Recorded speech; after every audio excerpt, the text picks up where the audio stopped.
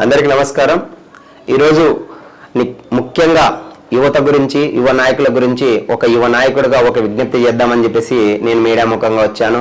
ఈరోజు భారతదేశం నుంచి రాష్ట్ర రాజకీయాల్లో పెను సంచలనాలుగా మారుతున్నది కేవలం యువత. ఎందుకంటే యువత తలుచుకుంటే ఏదైనా సాధ్యమని చెప్పేసి మన స్వామి వివేకానంద గారు పేర్కొన్నారు.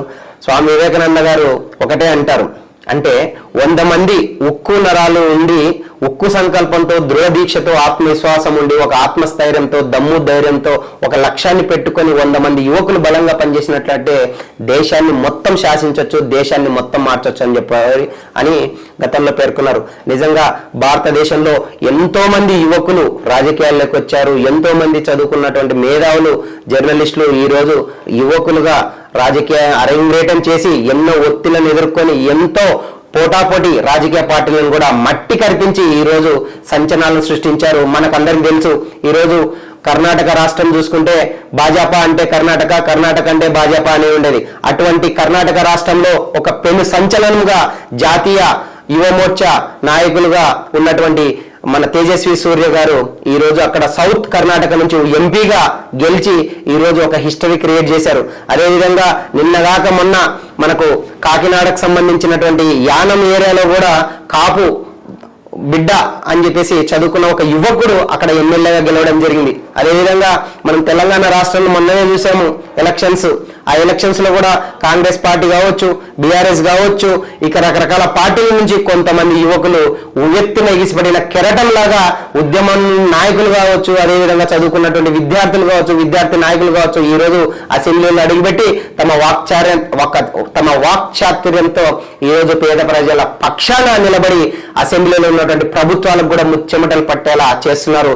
నేనందరికీ ఒకటే విజ్ఞప్తి చేస్తున్నా, నేను కూడా మీలాగా చదువుకున్నటువంటి ఒక యువకున్నే, యువ నాయకున్నే, చదువుకున్నటువంటి విద్యార్థులు కావచ్చు, విద్యార్థి నాయకులు కావచ్చు, అదేవిధంగా ఉద్యమంలో పనిచేసినటువంటి నాయకులు చాలా మంది ఉన్నారు. ఇప్పుడు రాయలసీమ తీసుకుంటే రాయలసీమ ఉద్యమంలో పనిచేసిన వాళ్ళు ఉంటారు, సమైకాంధ్ర ఉద్యమంలో పనిచేసిన వాళ్ళు ఉంటారు, తెలంగాణ తీసుకుంటే తెలంగాణ ఉద్యమంలో పనిచేసిన వాళ్ళు ఉంటారు. ప్రతి ఒక్క విద్యార్థులకు, విద్యార్థి నాయకులకు నేను ఒకటే విజ్ఞప్తి చేస్తున్నాను, మనం చదువుకున్నటువంటి చదువు కావచ్చు, మనం చదువుకుంటున్నటువంటి ఉద్యమం అంటే ఒక కుటుంబంలో ఒక చదువుకున్నటువంటి ఉద్యోగికి, ఒక చదువుకున్నటువంటి విద్యార్థికి ఉద్యోగం వస్తే కుటుంబం అంతా బాగుంటుందని చెప్తున్నారు.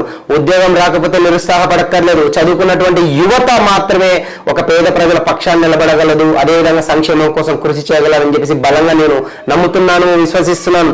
ఈరోజు చదువుకున్నటువంటి ఒక యువత ఉద్యోగం సాధించాలంటే మనం 20 సంవత్సరాల వరకు డిగ్రీ పూర్తి చేసే తర్వాత ఎన్నో సంవత్సరాలు, ఒక 3 సంవత్సరాలు 5 సంవత్సరాలు కాంపిటేటివ్ లో ఉండి IAS, IPS, group 1, group 2, police, ఇలా ఎన్నో కాంపిటేటివ్ ఎగ్జామ్స్ కి ప్రిపేర్ అవుతాం.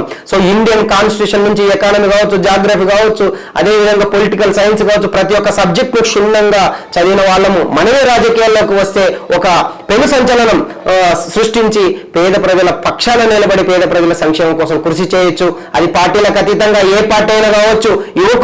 యువత రాజకీయాల్లోకి వచ్చినప్పుడే మార్పు వస్తుంది. మార్పు అనేది ఏ ఒక్కరితోనూ సాధ్యం కాదు. ఒకరి తర్వాత ఒకరు, ఒక అడుగు తర్వాత ఒకటనేది ఎప్పుడైనా ఒక నానుడి ఉంది. అంటే ఎంత 100 మెట్లు నువ్వు రీచ్ కావాలన్నా వేయాల్సింది 0 నుంచి 1 అడుగే. 1 అడుగుతోనే, 1 ప్రయాణంతోనే మన మార్పు మొదలవుతుంది. ఈ రోజు యువకులకు అందరికీ నేను ఒకటే విజ్ఞప్తి చేస్తున్నాను, దేశంలో ఉన్నటువంటి ప్రతి ఒక్క నాయకులు కూడా ఏదో ఒక రోజు ఓటమిని సైతం తట్టుకొని, ఒడిదుడుకులు తట్టుకొని, అదేవిధంగా ఓటమికి అడ్డంకులు తట్టుకొని ఈ రోజు ఆత్మస్థైర్యంతో, ఆత్మవిశ్వాసంతో, ఒక లక్ష్యంతో పనిచేస్తూ ఈ రోజు విశ్వ విజేతలుగా గెలిచి తామనుకున్నటువంటి లక్ష్యాన్ని నెరవేర్చి పేద ప్రజల పక్షాన్ని నిలబడుతున్నారు. ఈ రోజు మనం చూడొచ్చు, ఐఏఎస్, ఐపీఎస్లకు పనిచేసినటువంటి మేధావులు కూడా రాజకీయాలకు ఎందుకు వస్తున్నారంటే ఉద్యోగం చేసేటప్పుడు కొన్ని పరిమితులు మాత్రం ఉంటాయి, ఇది చేయాలి, అది చేయకూడదు. కానీ రాజకీయ నాయకుడికి పరిమితులు ఉండవు. పేద ప్రజల కోసం 24/7 పనిచేసేటువంటి వెసులుబాటు ఒక రాజకీయంలోనే ఉంటుంది. ఈ రోజు మనం రాజకీయాలను చూస్తే కేవలం వారసత్వ పార్టీలు, ఏవైనా రాజకీయ పార్టీలు ఉన్నాయి, కుటుంబ పార్టీలు ఉన్నాయి. రాజకీయం అంటే వారసత్వం కాదు, యాచరికం కాదు, రాచరికం కాదు. ఈ రోజు విద్యార్థులు, విద్యార్థి నాయకులు యాచించే స్థాయి నుంచి శాసించే స్థాయికి రావాలంటే ఖచ్చితంగా రాజ్యాధికారం దిశగా అడుగులు వేయాలి. అప్పుడే చదువుకున్నటువంటి యువత కావచ్చు, నాయకులు కావచ్చు, పార్టీలకు అతీతంగా ఈ రోజు రాజకీయం వైపు అడుగులు వేశారంటే ఖచ్చితంగా పేద ప్రజలు, నిమ్న వర్గాలు, బడుగు బలహీన వర్గాల యొక్క వాళ్ళ కుటుంబ పరిస్థితులు కానీ, వాళ్ళ దినసరి పరిస్థితులు కానీ మారుతాయి. ఖచ్చితంగా వారికి న్యాయం జరుగుతుందని చెప్పేసి అంబేద్కర్ గారు పేర్కొన్నట్లు ఈరోజు ఏదైనా అంత్యోదయం అంటే దీన్ దయాళ్ ఉపాధ్యాయ గారు ఒకటే పేర్కొంటారు, అంత్యోదయం అంటే ఏదైనా సంక్షేమ పథకము చిట్ట చివరి వర్గానికి, నిమ్న వర్గానికి, బడుగు వర్గానికి, బలహీన వర్గాలకు చేరే విధంగా కృషి చేయాలంటే ఒక రాజకీయ నాయకుల ద్వారా మాత్రమే జరుగుతుంది. ఈరోజు మనం ఇండియన్ కాన్స్టిట్యూషన్ తీసుకుంటే ఒక్క ప్రజలకు సేవ చేసేటువంటి అవకాశం కొన్ని రకాల వర్గాలకు మాత్రమే ఉంటుంది. ద ఫోర్త్ ఎస్టేట్ జర్నలిస్టులకి, జర్నలిజంకి, మీడియాకు ఉంటుంది. అదేవిధంగా 3 క్యాపిటల్స్ మనం చూసుకున్నట్లయితే ఎగ్జిక్యూటివ్ బాడీని, లెజిస్లేటివ్ బాడీని, అదేవిధంగా జ్యుడిషియల్ బాడీ, ఈ 4 వ్యవస్థలకే ప్రజలకు సంక్షేమం చేసేటువంటి అవకాశము, అధికారము ఉంటుంది. సో ప్రతి ఒక్క యువత రాజకీయం వైపుకు రావాలని చెప్పేసి ఒక యువ నాయకులుగా కోరుకుంటున్నాను. సో ఖచ్చితంగా యువత పాల్గొనకపోతే పడేటువంటి శిక్ష ఏంటంటే బానిసత్వంతో మనం కొనసాగాల్సి వస్తుంది. అదేవిధంగా అధికారం కోసం యాచించకుండా శాసించే స్థాయికి వచ్చినప్పుడే పేద ప్రజలకు న్యాయం చేయగలుగుతామని చెప్పేసి నేను మనస్ఫూర్తిగా చదువుకున్నటువంటి మేధావులకు, యువతకి పిలుపునిస్తున్నాను. భారత్ మాతాకి జై, జై హింద్.